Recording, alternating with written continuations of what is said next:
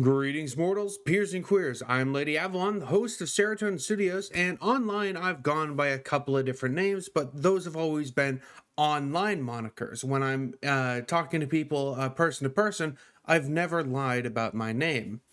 The subject of today's story, however, can't stop lying about everything in his life, including his name. George Santos, or shall we call him Anthony DeVolder, if he's going by that this week, denies that he was ever a drag queen named Katara Ravanchi. He's changed a lot, but he was always a liar. Always such a dreamer.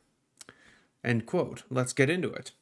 Before the Republican congressman who compares talking about LGBTQ people in the presence of children to grooming, out Republican George Santos was a drag queen named Katara Ravanchi, one of his old drag friends from Brazil, said. She also had a picture to prove it.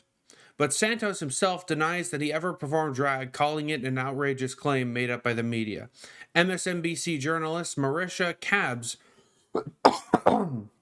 said that she spoke with Eula Rothschild, a 58-year-old drag queen in Brazil, who says she knew George Santos, who was going by the name Anthony back at the time when he did drag under the name Katara.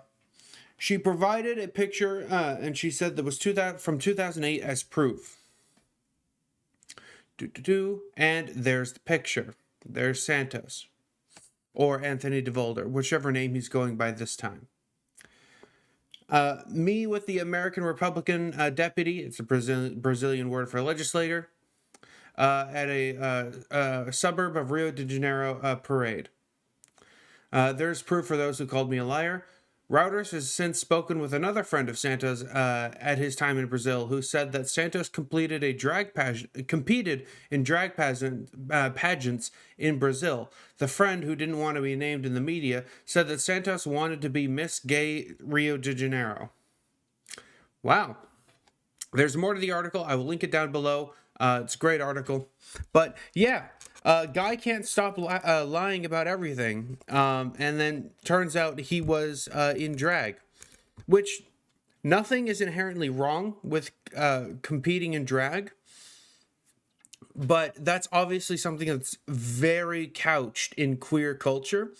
And to go from that as a part of the community to then go and campaign, as it said down here, comparing, even talking about LGBTQ people in the presence of children to grooming is disgusting.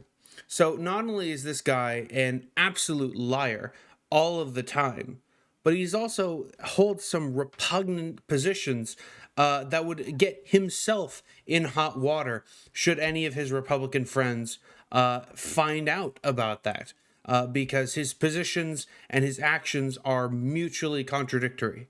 And that is what I find truly repugnant about this story.